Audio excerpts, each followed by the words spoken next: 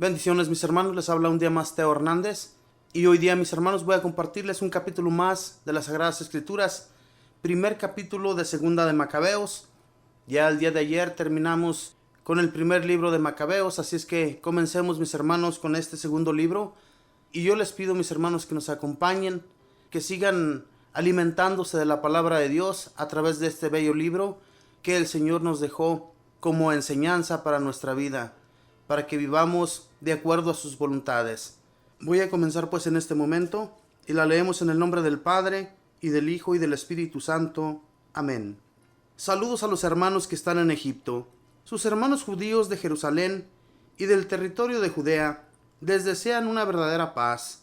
Dios los colme de sus bendiciones, se acuerde de su alianza con Abraham, Isaac y Jacob, sus fieles servidores. Les dé a todos un corazón para adorarlo y hacer su voluntad generosa y sinceramente. Les abra el corazón a su ley y a sus mandamientos, y ponga en él la paz. Atienda sus plegarias y se reconcilie con ustedes, porque él no los abandonará en el día de la desgracia. Nosotros, por nuestra parte, oramos desde aquí por ustedes. Nosotros los judíos les habíamos ya escrito el año 169, bajo el reinado de Demetrio, en lo más duro de la prueba que nos tocó sobrellevar esos años, cuando Jasón y sus partidarios traicionaron la causa de la tierra santa y del reino, quemaron las puertas del templo y derramaron sangre inocente. Pero nosotros volvimos hacia el Señor y fuimos escuchados. Ahora podemos ofrecer el sacrificio y la ofrenda de la harina flor.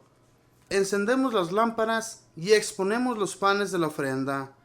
Por eso los invitamos a celebrar los días de la fiesta de las tiendas el mes de Casleu, fecha de esta carta, año 188. Los habitantes de Jerusalén y de Judea, el Senado y Judá, saludan y les desean buena salud a Aristóbulo, consejero del rey Ptolomeo y miembro de la familia de los sacerdotes consagrados, como también a los judíos que están en Egipto. Acabamos de ser salvados por Dios de grandes peligros y le agradecemos mucho que nos haya ayudado contra el rey. Él mismo eliminó a los que se habían lanzado armados contra la ciudad santa, pues habiendo su jefe partido para Persia con una escolta que se parecía a un ejército, él y los suyos fueron eliminados en el templo de Nanea gracias a una trampa de los sacerdotes de la diosa. Antíoco había ido a ese lugar con el pretexto de casarse con la diosa Nanea, pero en realidad quería que le dieran como dote el tesoro. Los sacerdotes del templo de Nanea habían expuesto el tesoro y Antíoco, más algunos amigos, habían entrado en el templo, pero los sacerdotes cerraron las puertas cuando estuvieron dentro, y luego de haber abierto una puerta secreta en el estrecho, lo mataron a peñascazos. Enseguida lo descuartizaron y lanzaron su cabeza a los que estaban afuera. Bendito sea Dios en todas las cosas, pues ha entregado los impios a la muerte. Ya que vamos a celebrar la purificación del templo el 25 del mes de Casleu, pensamos que es bueno avisarles para que ustedes también celebren la fiesta de las tiendas y del fuego, que apareció cuando Nehemías ofreció sacrificios después de haber construido el santuario y el altar. Pues deben ustedes saber que cuando nuestros padres fueron llevados a Persia, algunos sacerdotes celosos de esa época tomaron fuego del altar, lo escondieron secretamente en un hoyo muy parecido a un pozo seco y lo dejaron tan seguro que nadie conocía el lugar. Al cabo de muchos años, según el beneplácito de Dios, el rey persa mandó a Nehemías. Este ordenó entonces a los descendientes de los sacerdotes que habían escondido que buscaran el fuego. Cuando estos le explicaron que no habían encontrado el fuego, sino un líquido espeso, Nehemías les ordenó que sacaran de él y se lo llevaran. En el momento en que los sacrificios estaban listos, Nehemías ordenó a los sacerdotes que derramaran ese líquido sobre la leña y sobre las ofrendas que se habían puesto encima, y se hizo tal como ordenó. Hasta ese instante, el sol estaba oculto por las nubes, pero cuando brilló de repente, se encendió un enorme fuego, quedando todo el mundo admirado. Mientras se quemaban las ofrendas, los sacerdotes hacían la oración junto con todos los que estaban presentes. Jonatán y los sacerdotes comenzaban, y Nehemías y los demás respondían. Esto decía esa oración: Señor Dios, Creador de todo, tú eres terrible y poderoso, justo y lleno de misericordia. Solo tú eres Rey, solo tú eres bueno, solo tú eres generoso, justo, poderoso y eterno. Tú salvas a Israel de todo mal, tú elegiste a nuestros padres y los santificaste. Recibe este sacrificio en nombre de todo tu pueblo de Israel. Guarda tu herencia y santifícalo. Reúne a los nuestros que están dispersos.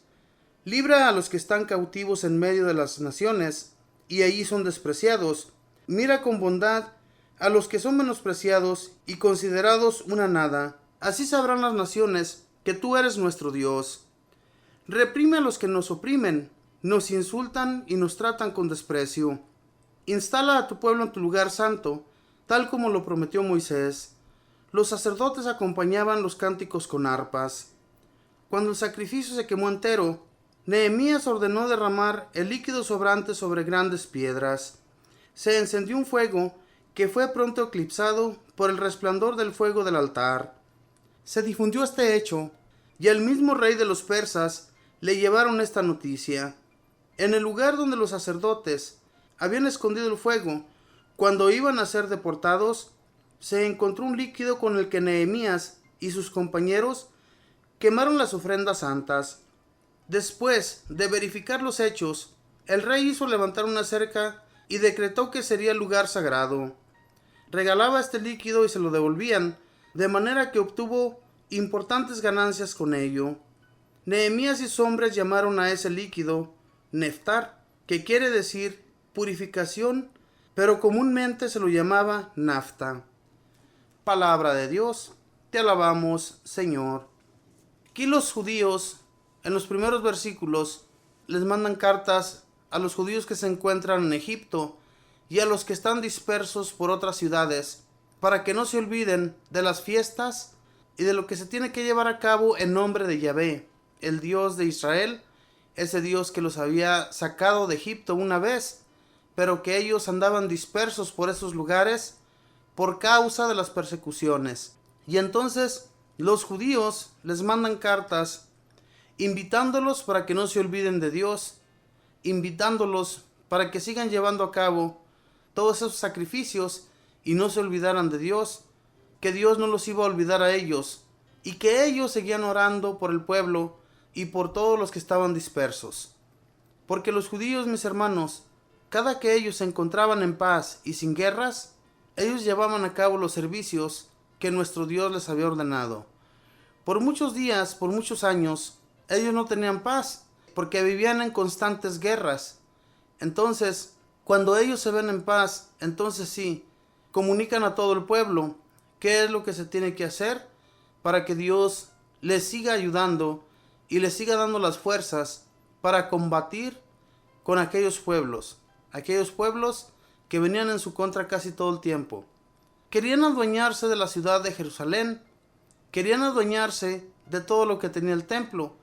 Ya muchas veces se habían adueñado de ello, ya muchas veces habían saqueado las cosas sagradas que allí se encontraban.